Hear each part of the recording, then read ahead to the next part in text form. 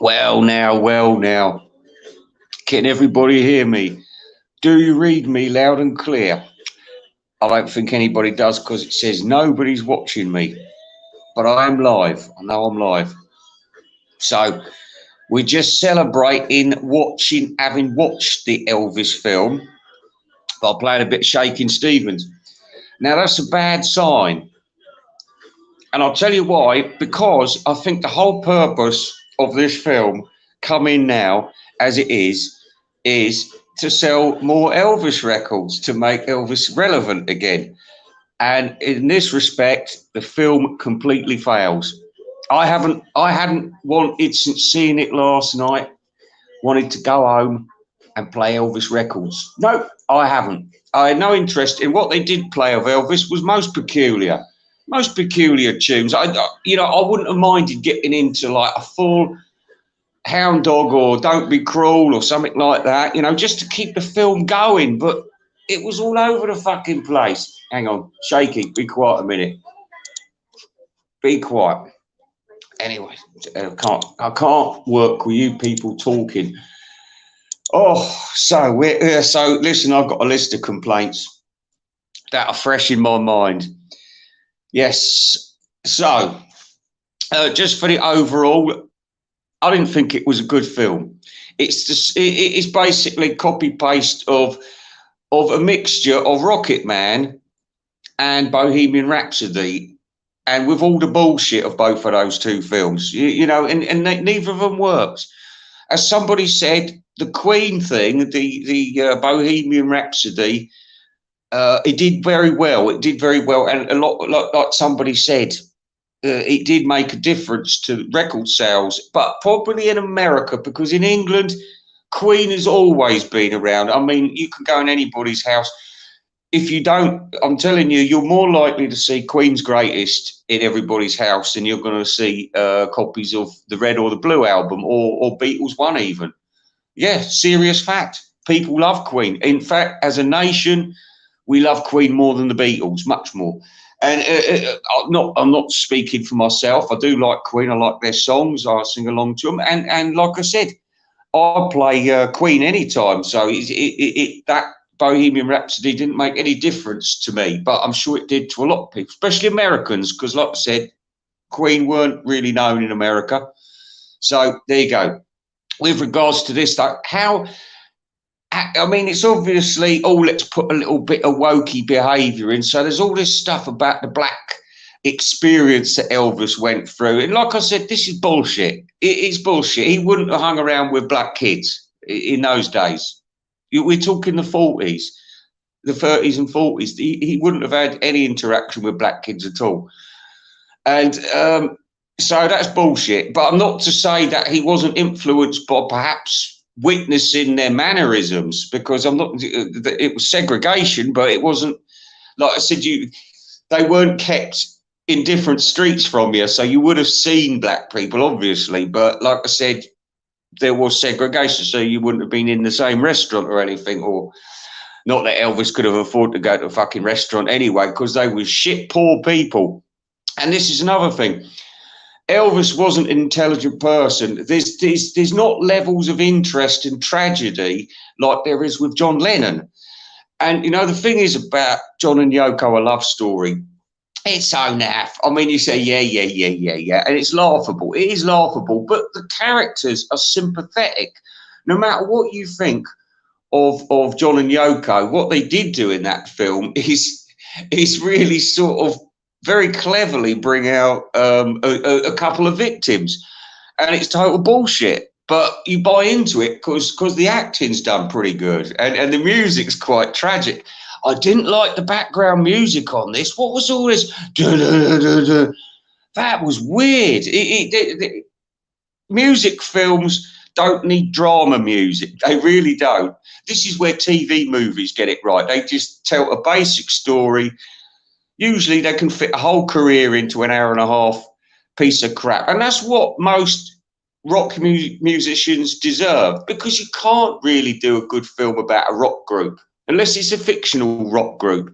You can't do the story of the Beatles, because like I said, if you tried to fit that into 9 years or 8 years, You couldn't do it with flashbacks, because what you've got to do is you've got to have 4 separate lives plus their families, plus so much you won't be able to fit in with a Beatles film. So this is why it's impossible. With Elvis, it's one person. But we've seen this dull story before. It's rags to riches, yeah, and then Fat Man. Do you know what I mean? And this is it. I couldn't get into, maybe there's something I didn't know about Elvis. You know, maybe there was something that I haven't seen in these films before, which are all very one-dimensional. I mean, you've got to admit, sometimes they have a guy that looks really like Elvis, and you end up believing he's Elvis. And this was the big problem. I didn't believe this was Elvis. You know, I wasn't, you know, there was all this, oh, he's going to be in the gig. It's just going to be like when he was there in 1956. And you're looking at it and you think, no, it's not. It's all flashy filming, and it's, you know, they're trying to put a modern edge on things with old-fashioned clothes, and they kept doing it. And here's the biggest turd of all, Tom Hanks. Tom Hanks was rubbish. And also prosthetic makeup, it never fucking works. Never works. And it's like I said, with the Elvis, the guy who's playing Elvis, you don't have to look like Elvis, but it would have really helped in his case, because, like I said, I'll give you a good example of 2 things, and that also goes into the prosthetics. But Anthony Hopkins, you know, Hannibal Lecter, he played Richard Nixon in Nixon. Now, he didn't look anything like Richard Nixon, but as I was watching that film, Anthony Hopkins became Richard Nixon. Now, that's good for me. That's good for me. I'm believing that person without makeup, just by copying the person he is imitating. He's got it right. Do you know, without looking like him. It's brilliant.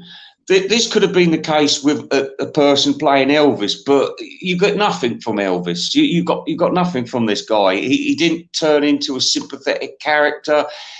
I couldn't get behind his head at any point. It's like the way I always felt about Elvis. I just think he was an overgrown child. He wasn't a very intelligent person. I think he was lucky to have met Tom Parker. But like I said, this was the mentality. I don't think they ever really got out of this sort of Midwest sort of Dust Bowl mentality with Elvis's entire career, because it just finished in the same bloody areas, didn't it? In Las Vegas, and you know, it was just a big fat turd. But anyway, let's have a look. Oh yeah, there was no mention of his paedophilia or. Priscilla looked very old when she was supposed to be 12 years old. Now, that was funny. Right. Yeah, I didn't like watching it. I felt the filmmaking style. Now, that filmmaking style can work beautifully in some things. And this guy who's directed it, produced it, he's good at that kind of thing. But it's like a busman's holiday. It's just like, you know, everyone thinks Andrew Jackson's going to save the Beatles now because he knows what to do with certain records and music and cleaning up old fucking footage. No, he's doing it for himself. It's his busman's holiday. He is not the saviour of the Beatles.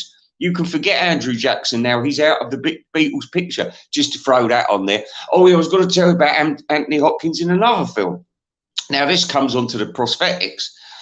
It was a film, and it had Hopkins and what's her name? The bird who gets her tits out all the time. Caligula's wife. Anyway, listen. They was on a film about Alfred Hitchcock about to make Psycho.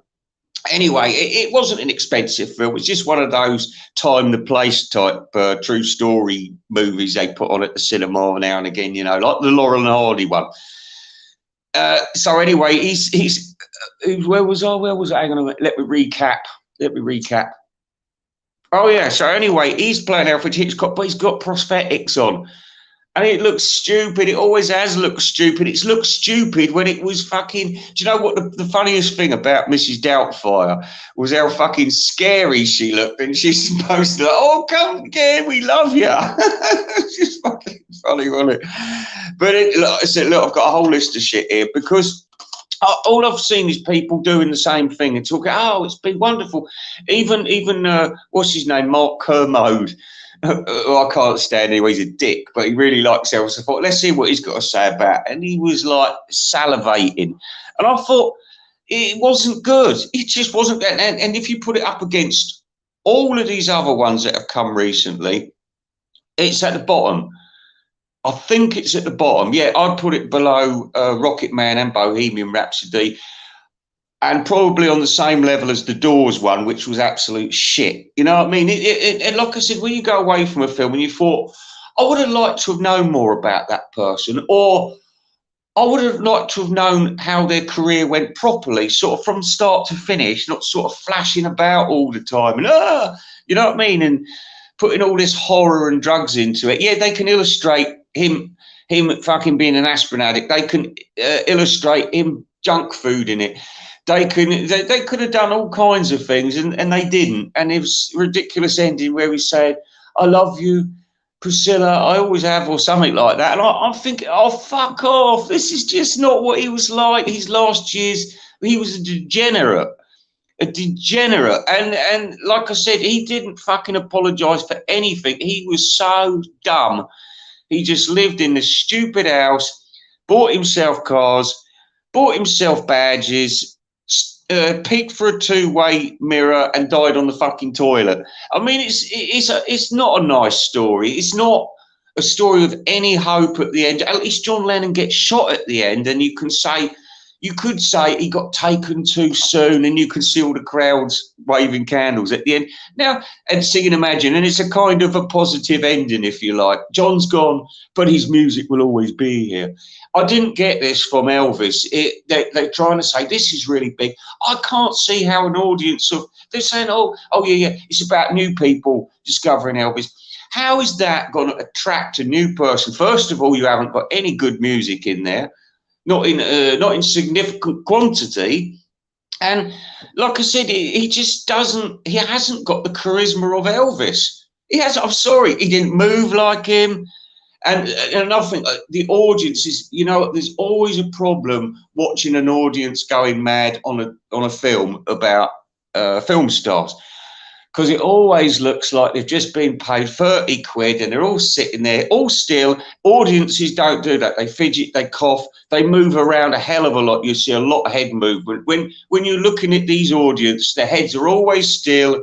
They always sort of all go, whoa, at the same time. They all clap at the same time. And you can tell there's people holding boards up telling them what to do. So that doesn't work either. And that's why this is another thing. You can't get the gritty realism of a rock concert or an important concert of the time. You know, it's just very, very difficult. I don't think I'd be able to do it, not unless I really sort of annoying camera angles and things like that. But it's not in my filmmaker skills, I can tell you.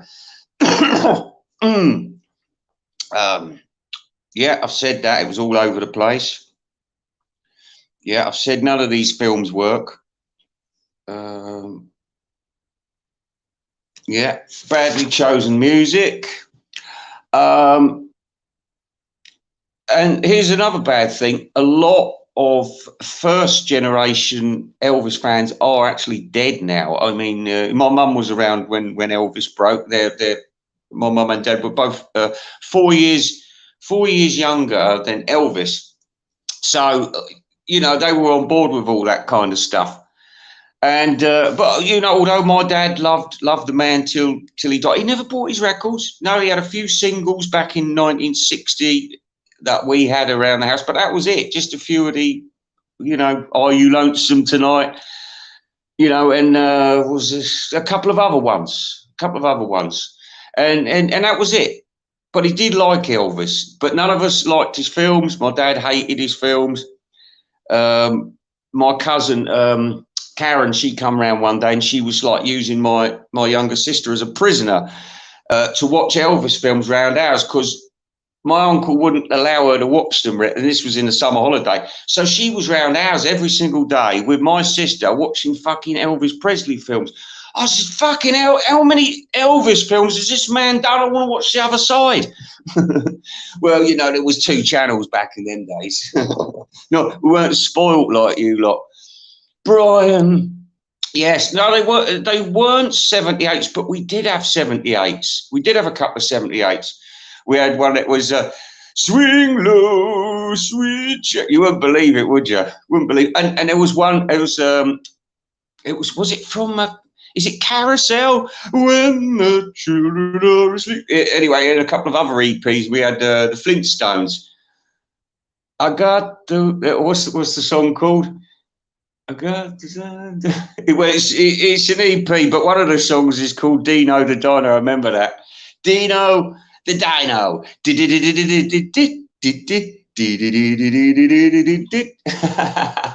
Oh, I wonder if it's on YouTube. Let's put it on. Dino the Dino.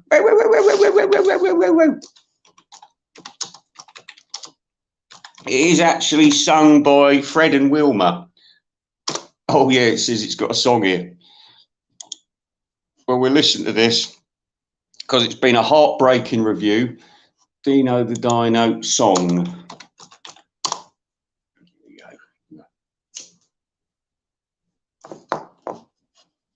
go.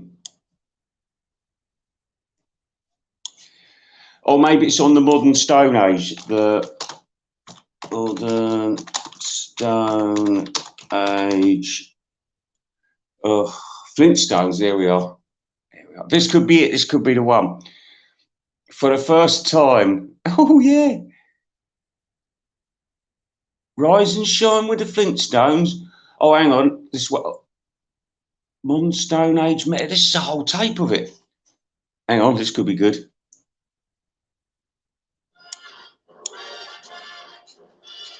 Track listing.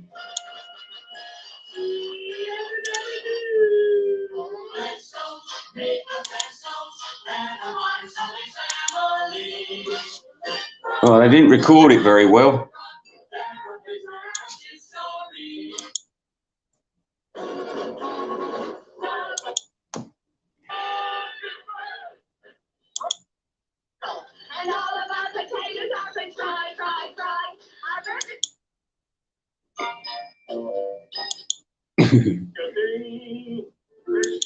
Well, I never realised they did so many tracks.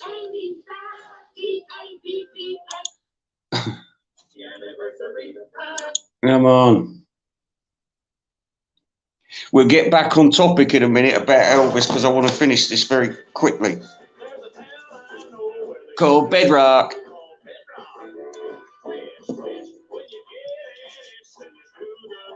Well, that's it. That's enough of that. We can't find it. I will find it. I will not be beaten. I won't be beaten except sadistically by a Miss Whiplash dressed as a rubber nun. Thank you very much. Yes, I was. So the final word is I was very unconvinced by the film. I didn't like it. I thought it was crap in every single way. And I think Tom Hanks and his shitty accent, it was just, it was rubbish. Sorry, folks. Sorry, folks. Don't watch it. There's what I'm going to tell you.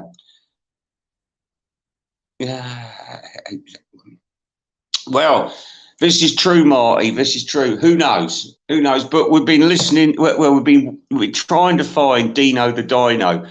So I'm going to leave now because that's my review over and done with. I can't say any more about it except they missed the point completely. They missed the point. Okay, I might come back later. Bye-bye.